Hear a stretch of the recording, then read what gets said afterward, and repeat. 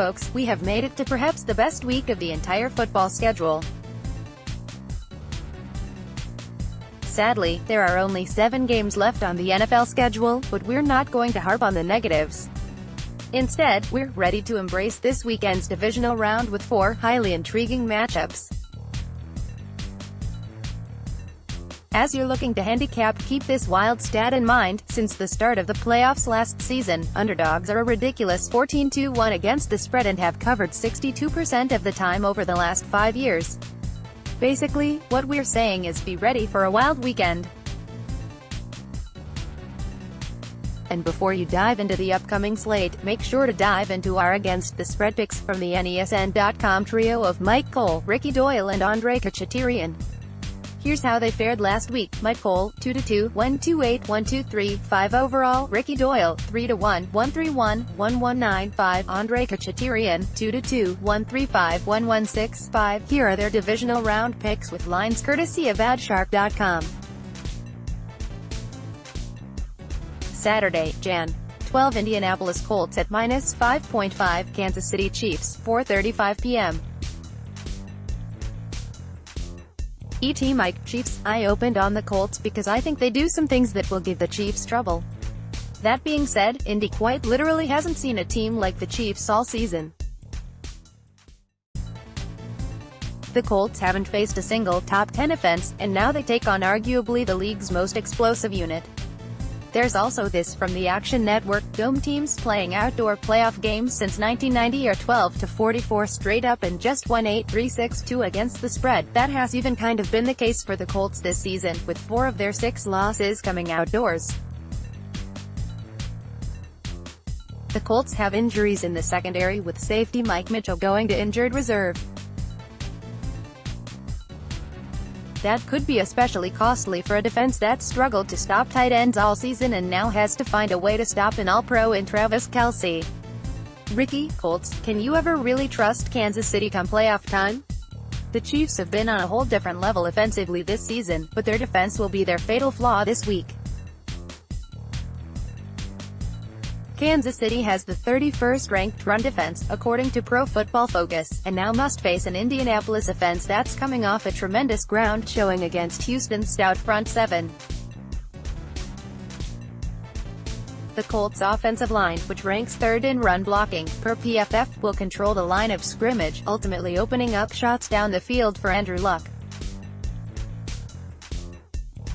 The Colts also rank 1st in 3rd down conversion percentage and 5th in red zone scoring percentage, whereas the Chiefs rank 25th in opponent 3rd down conversion percentage and dead last in opponent red zone scoring percentage. Look for Indianapolis to extend and finish drives, resulting in an upset. Andre, Colts. Marlon Mack, not Andrew Luck or Patrick Mahomes, will be the difference in this game.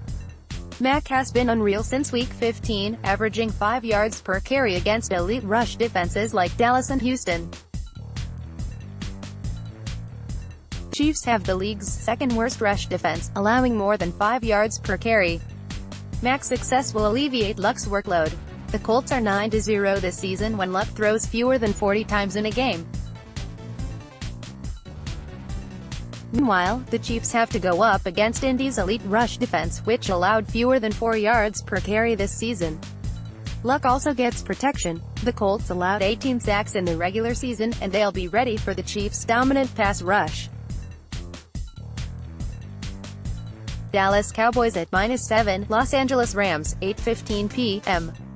Mike, Cowboys. The Rams just haven't been the same team since losing Cooper Kupp to a knee injury.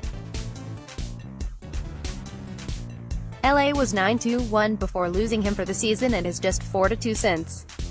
Jared Goff has really struggled, with his passer rating being 30 points lower in games without Kupp while completing just 60% of his passes compared to the 68.4% mark he was completing before the injury. We also don't know how healthy Todd Gurley is, and even if he's healthy, Dallas apparently has the sort of defense that has given the Rams fits this season. And I haven't even mentioned the Rams' leaky run defense trying to stop Ezekiel Elliott. The Rams, make no mistake, there will be plenty of Cowboys fans in Los Angeles this Saturday. but it's still a road game, and Dallas has been a much different team away from it. The Cowboys ranked 23rd in yards per play on the road, 5.2, during the regular season, while the Rams ranked 2nd in yards per play at home, 6.5. Gurley is an unknown coming off a knee injury, but not playing since Dec. 16 could be a blessing in disguise. The Cowboys ranked 26th at defending running backs in the passing game, per Football Outsiders DVOA, and the Rams should lean heavily on their well-rested, dual-threat All-Pro, particularly in the screen game. Andre, Cowboys. This will be another game decided by the running attack. The Rams have the worst rush defense in the league, allowing 5.1 yards per carry. This is an appetizing stat for Elliott, who will likely have a huge game on the ground.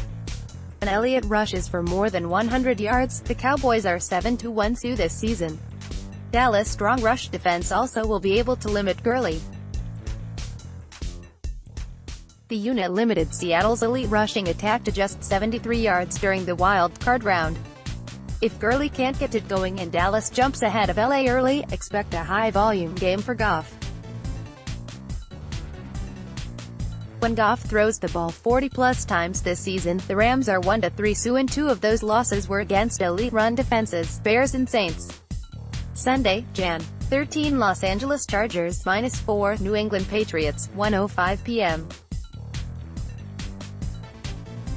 Mike, Patriots. A lot of people think the Patriots are as vulnerable as they've ever been, especially for a home game in the divisional round. The Chargers are that good. If Los Angeles has one glaring weakness, however, it's covering running backs out of the backfield. No team allowed more receiving yards to running backs this season, and few, if any, backs are better pass catchers than James White, who led the team in receptions. Just go back to last season, when the Patriots beat the Bolts 31-23 behind 12 catches and 153 yards combined from White and Rex Burkhead. And if you go back to the games the Chargers lost this season, 2 trends stick out in all of them: turnovers and penalties. Those are 2 areas in which the Patriots rarely come up short. Ricky, Patriots. There's been a lot of talk this week, and this season, about the Chargers' pass-rushing tandem of Joey Bosa and Melvin Ingram. And understandably so. They're sick. But don't you think Bill Belichick knows that and will do everything possible to minimize arguably the Chargers' biggest strength? Don't be surprised if the Patriots' offense is extremely run-heavy and reliant on more screen plays than shots downfield.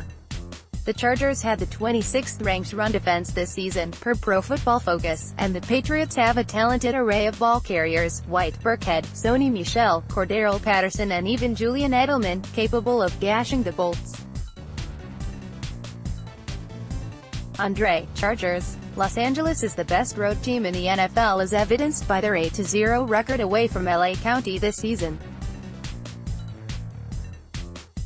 Anthony Lynn's squad had the best yards per play differential on the road this season and allowed just 5.27 yards per play away from StubHub Center against some quality offenses, like the Steelers, Chiefs, Rams and Seahawks. Melvin Gordon and Austin Eckler should have effective games against a rush defense that's allowed nearly 5 yards per carry. The only way I see the Patriots winning is if they use their short pass game to exploit the Chargers' weakness against pass-catching running backs. LA allowed the most receiving yards to running backs this season. That said, LA is the more complete team in all 3 phases of the game and should be able to keep the score within the number. Philadelphia Eagles at -8, New Orleans Saints, 4:40 p.m. Mike, Saints. At some point, a team is really going to expose Philly's secondary. The Eagles have done a nice job of getting to this point despite the injuries in their secondary, but this feels like the week it really catches up with them. Drew Brees is not Mitch Trubisky, and the latter still was able to move the ball with relative ease on Philly last week, at least in the second half. Saints wideout Michael Thomas must be feeling pretty good watching the tape of Bears receiver Allen Robinson going off for 10 catches and 143 yards. Ricky, Saints. The Eagles will do whatever they can to turn this game into a rock fight, with the trenches being instrumental in who emerges victorious.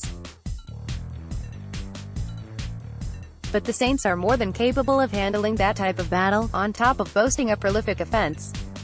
The Bears went 0 for 3 in the red zone against the Eagles last week, but the Saints, who rank 4th in red zone scoring percentage, won't leave those points on the board.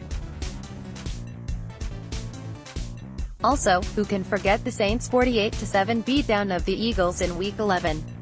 Here's an interesting nugget pointed out by CBS Sports' John Breach. Since 2012, there have been 14 teams that got a playoff rematch after losing to a team by 20 or more points during the regular season.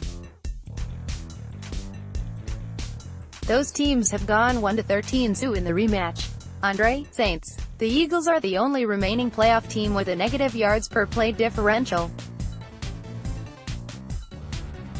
The Saints have put up at least 30 points in every home game with Breeze as the starting quarterback since Week 2. The Saints' rush defense is one of the best in the league, allowing 3.6 yards per carry in the regular season. Philly won't be able to get the run going and Nick Foles will be forced to throw the ball a ton. The story is cute, but keep in mind he's thrown 5 interceptions in his last 4 games. Thumbnail photo via Greg M. Cooper, USA Today Sports Images.